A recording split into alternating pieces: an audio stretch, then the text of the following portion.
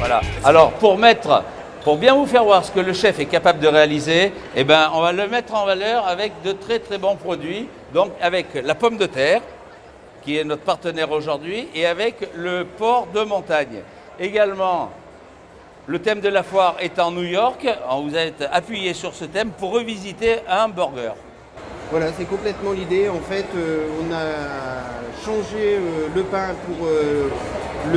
pour mettre de la pomme de terre à la place. On a changé le steak haché pour mettre du mignon de porc de montagne à la place. Et puis pour le reste, l'essentiel se trouve aussi déjà dans les hamburgers traditionnels.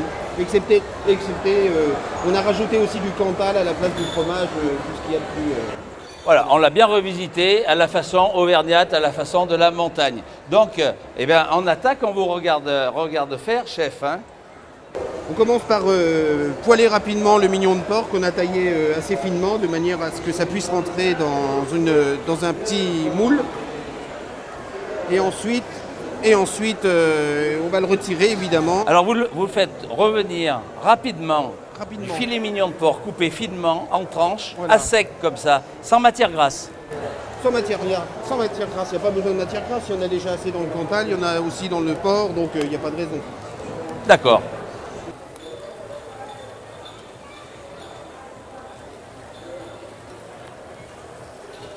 Voilà. Un petit peu comme une pierrade en fait. Oui, c'est un genre de pierrade, oui, on pourrait très bien préparer la viande à la pierrade hein, si on est équipé. Ah oui, complètement. Hein. Au contraire, à la limite, ça serait même encore meilleur, je pense.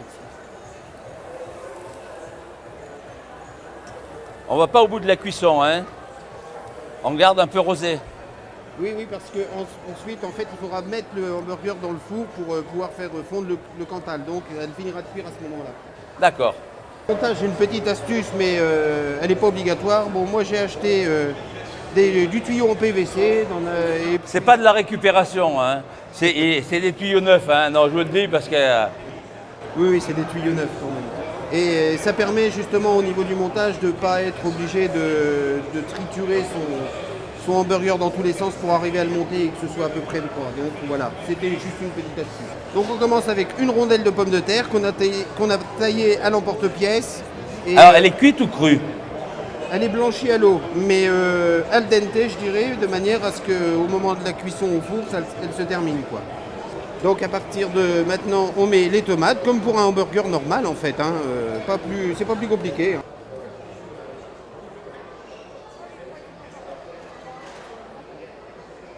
Ensuite, on met les oignons. Hein, alors là, vous pouvez les émincer comme ça, ou alors essayer de les conserver en fines rondelles, mais c'est pas... c'est pas facile, hein. Non, mais là, comme ça, on voit bien, on met des oignons coupés très fins, par contre. Hein. Oui, encore une fois, on est sur du mini, donc voilà, il faut vraiment que tout soit fin, quoi. Autrement, ça tient pas. Oui, sinon, ça tient pas. Il ne faut pas qu'il y ait un produit qui prenne le dessus sur l'autre au goût aussi. Hein. Alors ensuite, on met du cornichon aigre doux.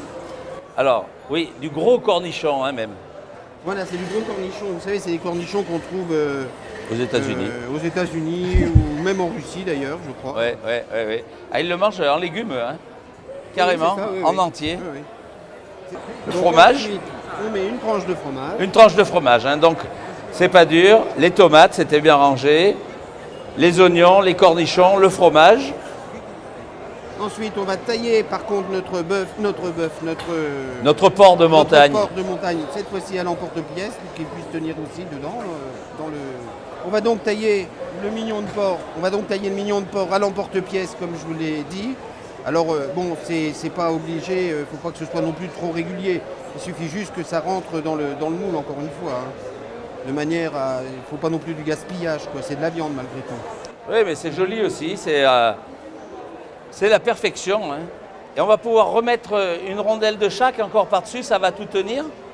Non, pour la viande, on met qu'une seule rondelle en fait. Autrement, ça deviendrait trop dominant et on perdrait vraiment l'idée du hamburger. Oui, mais après, on va pouvoir remettre des tomates, des oignons, du cornichon et du fromage. Ben, bien sûr. Et de la pomme de terre pour terminer. Et de la pomme de terre pour terminer. Un peu de sel, un peu de poivre. Il est déjà mélangé au préalable, donc il n'y a pas besoin on gagne du temps en fait. Voilà, le but c'est gagner du temps. L'efficacité. Et là, on recommence donc. Ah là, non, pardon, on recommence pas. La petite sauce mystère en fait. C'est une sauce tartare, maison évidemment, mayonnaise, moutarde, aneth, sauce Worcester et ketchup, voilà. Et ketchup. Donc il a fait une bonne sauce et on met une pointe de sauce. Maintenant, la petite tranche de cornichon. On refait en fait le même. Oui, on refait le même qu'on a fait en dessous. Voilà. Simplement, on met un étage de viande en plein milieu. Voilà. Et on n'en met qu'un. Et on terminera par la rondelle de pommes de terre. Voilà.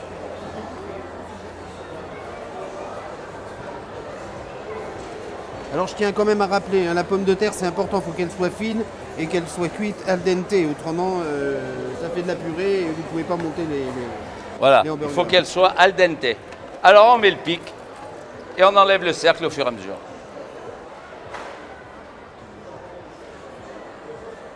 Et comme ça se tient bien. On fait une bonne mise en place tout le temps pour faciliter